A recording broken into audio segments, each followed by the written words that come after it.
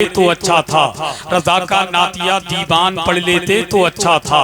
ہمیں تو فیس بک کی الجھنوں نے گھیر رکھا ہے، ہم اتنی دیر تک قرآن پڑھ لیتے تو اچھا تھا۔ ہمیں تو فیس بک کی الجھنوں نے گھیر رکھا ہے، ہم اتنی دیر تک قرآن پڑھ لیتے تو اچھا تھا۔ بہت مختصر وقت میں بڑی اچھی تقریر خطیب الہند حضرت علامہ قاری شکیل احمد رضوی ہمیں اور آپ کو سنا کر کے چلے گئے۔ خدا کی قسم ان کی تقریر میں ایک پیغام یہی تھا، اگر ماں باپ کی خدمت میں تم ہو، قسم اللہ کی جنت میں تم ہو۔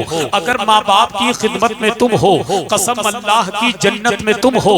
غلط کرنے سے پہلے سوچ لینا رسول اللہ کی امت میں تم ہو۔ غلط کرنے سے پہلے سوچ لینا رسول اللہ کی امت میں تم ہو۔ یہ محفل پاک سے اٹھ کر لوگ کہاں جانے لگے؟ کہیں ایسا تو نہیں ہے حضرت علامہ قاری شکیل برائی کیسی، ایک قطرے کی سمندر سے لڑائی کیسی، اپنی بگڑی ہوئی اولاد پہ رونے والے خود ذرا سوچ کھلائی تھی کمائی کیسی۔ اپنی بگڑی ہوئی اولاد پہ رونے والے خود ذرا سوچ کھلائی تھی کمائی کیسی۔ اور حضرت علامہ قاری شکیل احمد رضوی یہی بتا رہے تھے، اگر ماں باپ کی خدمت میں تم ہو، قسم اللہ کی جنت میں تم ہو۔ اگر ماں باپ کی خدمت میں تم ہو، قسم اللہ کی جنت میں تم ہو۔ غلط کرنے سے پہلے سوچ لینا رسول اللہ کی امت میں تم ہو۔ غلط کرنے سے پہلے سوچ لینا رسول اللہ کی امت میں تم ہو۔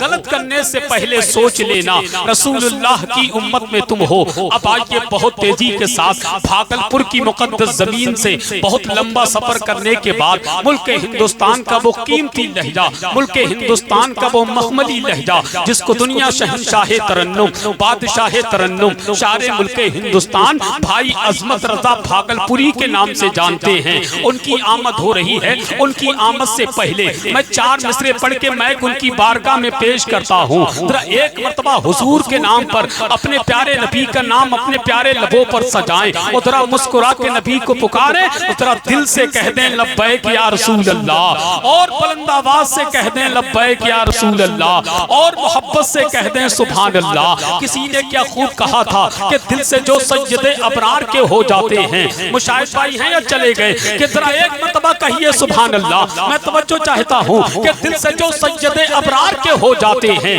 وہ مکی خلد کے دربار کے ہو جاتے ہیں۔ دل سے جو سجدے ابرار کے ہو جاتے ہیں وہ مکی خلد کے دربار کے ہو جاتے ہیں۔ ٹیڑے ٹیڑے سے جو آتے ہیں مدینے کی طرف سیدھے سیدھے میرے سرکار کے ہو جاتے ہیں۔ ٹیڑے ٹیڑے سے جو آتے ہیں مدینے کی طرف، ٹیڑے ٹیڑے سے جو آتے ہیں مدینے کی طرف سیدھے سیدھے میرے سرکار کے ہو جاتے ہیں۔ اور حضرت علامہ قاری شکیل صاحب آپ نے بیٹیوں کے حوالے سے بہت ساری باتیں کہی، بیٹیوں کے حوالے سے قاری صاحب نے بہت اچھی باتیں پیش کی ہیں۔ قاری صاحب کی تقریر نگاہوں کے سامنے رکھے، ہمیں یار بیٹی بیٹیاں ہوتی ہیں۔ کسی نے کیا خوب کہا تھا کہ بڑے نازوں سے پالا کرتی ہیں یہ پیاری بیٹی، جن جن کی بیٹیاں ہیں وہ ذرا اپنی اپنی بیٹیوں کے نام پر ہاتھ اٹھا کر کہہ دو سبحان اللہ۔ خدا کی قسم کھا کے کہتا ہوں میری چھوٹی سی عمر میں اتنا تجربہ ہے کہ بیٹے جو ہیں وہ ماں سے زیادہ محبت کرتے ہیں، بیٹیاں جو ہیں وہ اپنے باپ سے زیادہ محبت کرتی ہیں،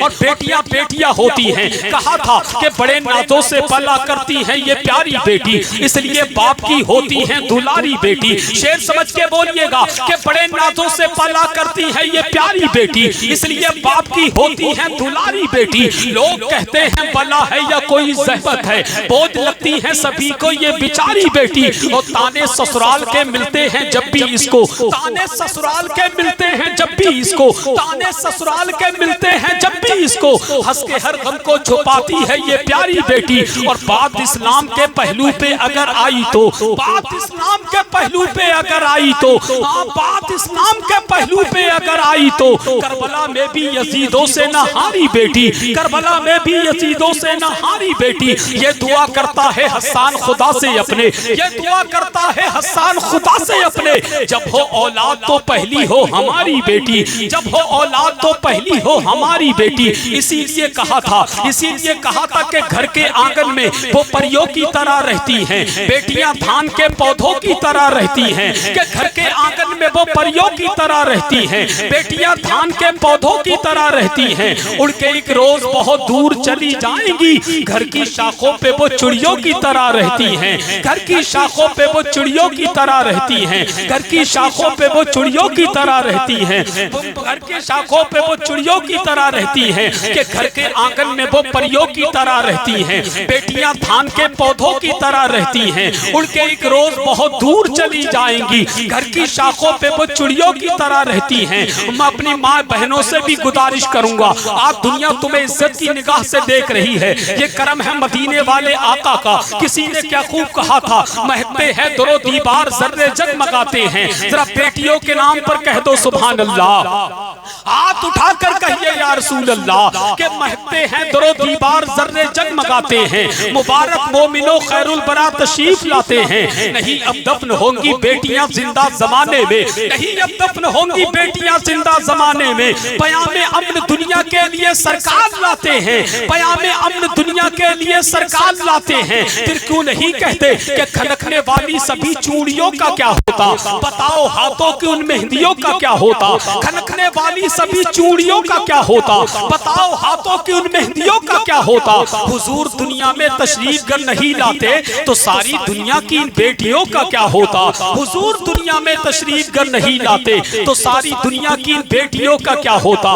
دعا کرے اللہ پاک ہم سب کو اپنی اپنی بیٹیوں سے محبت کرنے کی توفیق عطا فرمائے۔ اب آئیے ہندوستان کا وہ قیمتی لہجہ، خانقاہ شعر و سخن کا سجادہ نشین، طریقت اردو ادب کا خلیفہ، سلسلہ ترنم کا پیر و مرشد، آواز و انداز کا گنبد و مینار، شہنشاہ ترنم، بادشاہ ترنم، شاعر ملک ہندوستان بھائی عظمت رضا بھاگلپوری کی آمد ہو رہی ہے۔ پوری ایمانداری کے ساتھ بلند آواز سے نعرے کا جواب دے اور ذرا دل سے بولے نعرہ تکبیر۔